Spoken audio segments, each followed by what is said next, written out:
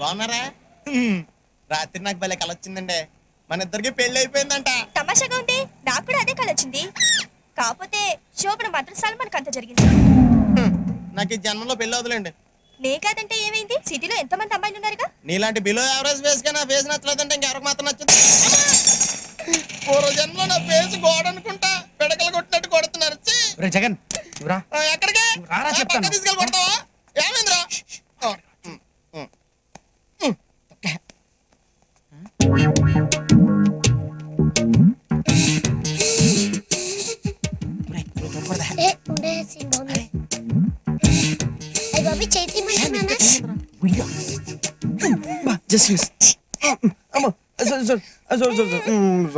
నాకు తెలుసు నీ కోతి బుద్ధి, అందుకే బయట కూర్చుందాం అన్నాను. బయట పోతాను. ఒక నిమిషం, కార్డ్ సెలెక్ట్ చేయాలి కదా. అది బయట కూర్చుని కూడా చేయొచ్చు. ఇంకేం చేయనే బాబు, కూర్చో. నేను నమ్మకూడదు. ఈ కార్డు బాగుందా చూడు. ఇది బాగుంది కదా.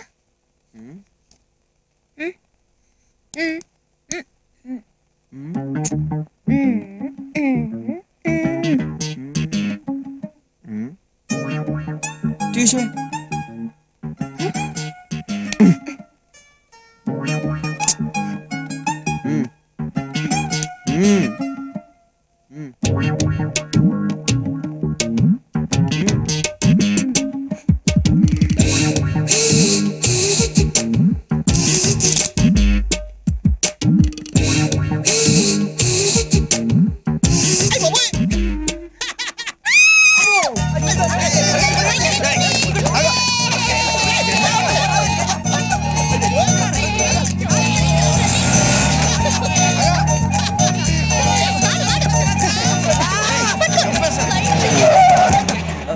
Sorry sir, sorry. రేయ్,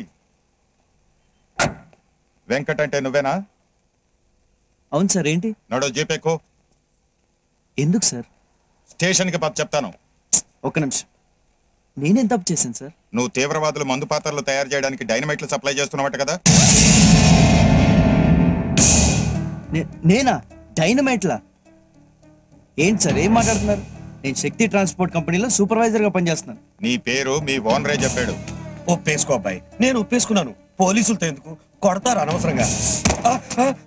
చంపేస్తాను. నాకేం సంబంధం లేదు సార్, ఈ అబద్ధం చెప్తున్నాడు. నువ్వు ఆగు, నువ్వు చెప్పు. చెప్తాను. ఇదిగో అబ్బాయి, ఆ రోజు నువ్వేం చెప్పావు? నీ లవ్వర్ నేను ఇన్సల్ట్ చేసి నేను చెప్పలేదు.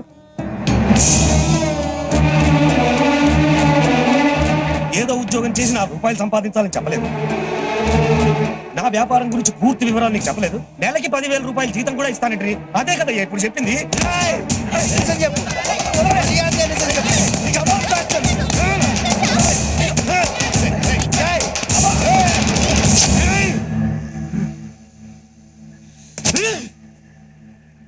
సార్ వద్దు సార్, మీరు యూనిఫామ్ లో ఉన్నారు, నేనే వస్తాను. పద.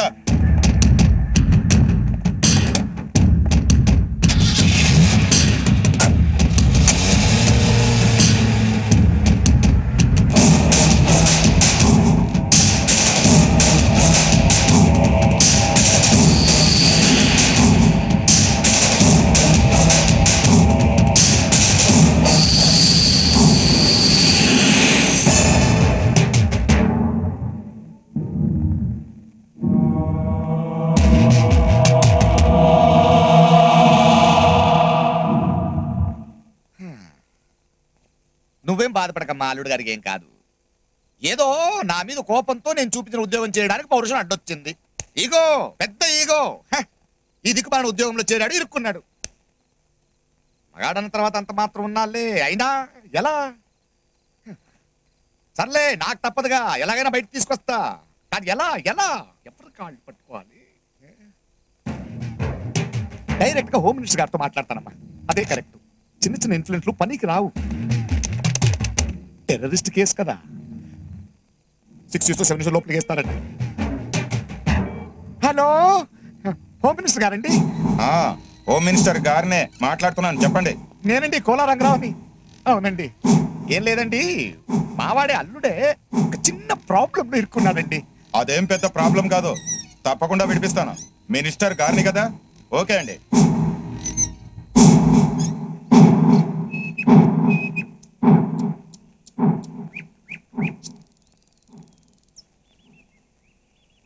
మా నాన్న ఉద్యోగం చూసారంటే పగలబడి నవ్వారు.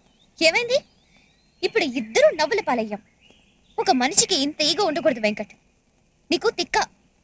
లక్కీగా బయటపడ్డావు కాబట్టి సరిపోయింది, లేకపోతే శైలు నీకు అర్థం కావట్లేదు. మనిద్దరిని విడదీయడానికి మీ నాన్న భద్రంగాడు కలిసి ఆడిన డ్రామా ఇది. డ్రామా మధ్యలో అనవసరంగా మా నాన్న తీసుకొస్తావు దానికి. వాళ్ళ కాళ్ళు వీళ్ళ కాళ్ళు పట్టుకుని ఆయనే బయటికి తీసుకొచ్చాడు నిన్ను.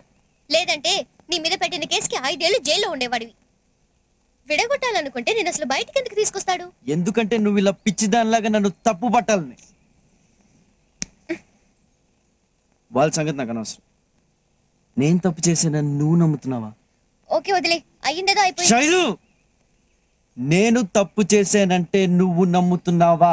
నమ్మక ఏం చేయాలి? ఏదో ఉద్యోగం చేయాలన్న తొందరలో నువ్వు అనవసరం.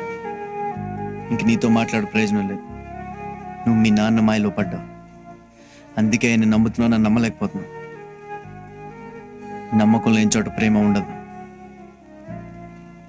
ప్రేమ లేని చోట నేను ఉండలేను.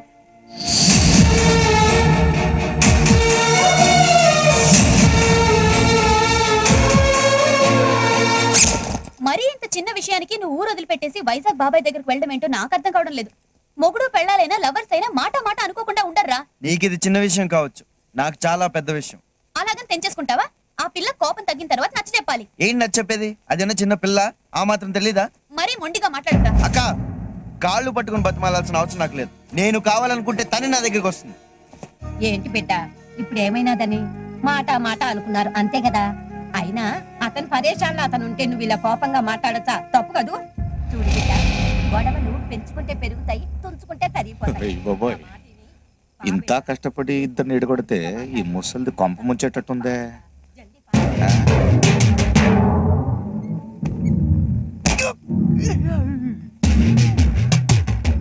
ఇంకా ఆలోచిస్తావేటి బిడ్డ?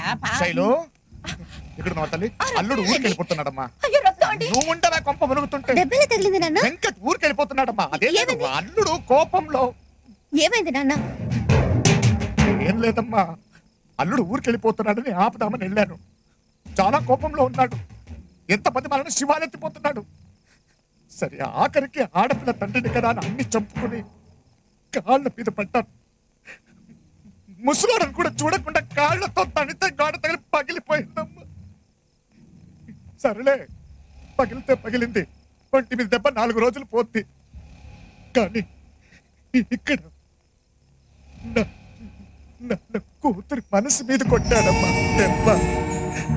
ఉంగరం తీసి నేలకేసి కొట్టాడమ్మా.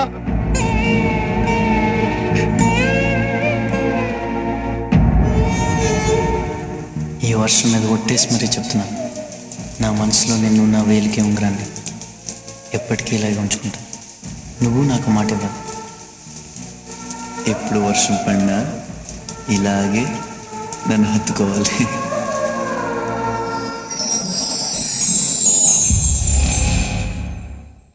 సర్లే, వాడు మగమహారాజు, మనకు తప్పదు కదమ్మా. ఇదిగో బంగారం, నువ్వు వెళ్ళి వాళ్ళక్క కాళ్ళ మీద పడి. అక్కర్లేదు. అలా కాదు. అక్కర్లేదన్నాను కదా. వద్దనుకుని వెళ్ళిపోయే వాళ్ళ కాళ్ళు పట్టుకుని బతిమాలే అవసరం నాకు లేదు. నేను కావాలనుకుంటే అతనే వస్తాడు. పోయేవాడు పోతూ పోతూ ఆ భద్రనగాడితో సున్నం పెట్టుకున్నాడు. ఆ భద్రనగాడేమో ఆ కోపాన్ని నా మీద, నా కూతురు మీద తీసుకుంటున్నాడు. నేను ఎప్పుడో తీసుకున్న అప్పు ఇప్పటికిప్పుడు తీర్చాలంట. లేకపోతే నా కూతురుని అడిగించి పెళ్లి చేయాలంట. ఆ బెడవకిచ్చి పెళ్లి చేయడం కంటే నేను ఉరేసుకుని చచ్చిపోవాలంతే. కానీ నీకోసం చూస్తున్నానే. మరి ఇప్పుడు ఎలాగండి? ఎలాగంటే ఆ ప్రొడ్యూసర్ ఏమో డబ్బులు ఉంచుకొని వెనకాల తిరుగుతున్నాడు. నా కూతురు హీరోయిన్ అయితే ఆ డబ్బు తీసుకుని ఆ భద్రన మొగం మీద కొట్టొచ్చు. కానీ పాపం అసలే తను అల్లుడు వదిలేసి వెళ్ళిపోతున్నాడన్న బాధలు ఉంటే ఎలా అడుగుతాను? నాన్న, అమ్మా, నేను సినిమాలో యాక్ట్ చేస్తాను. ఆ డబ్బుతో అతన్ని అప్పు తీర్చేయండి. అయ్యో రక్తం అండి. ఫోన్ ఎవరిది? ప్రొడ్యూసర్. హలో, ప్రొడ్యూసర్ గారు నమస్తే. అడ్వాన్స్ ఎప్పుడు రమ్మంటారు? అయితే వరంగల్ రమ్మంటా? ఇంకా వరంగల్ ఏంటండి, జెండా ఎత్తేస్తున్నావు. Bye bye Warangal. Bye bye Bhadranna.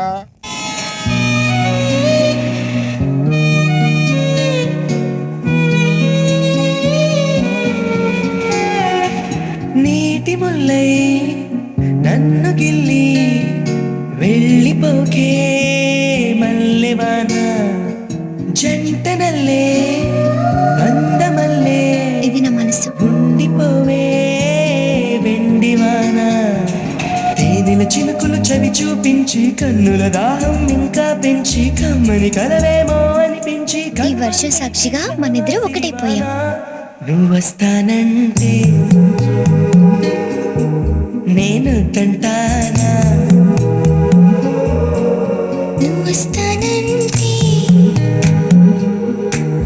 నేను తంటానా నువ్వు వస్తానంటే నేను తంటానా నువ్వు వస్తానంటే నేను తంటానా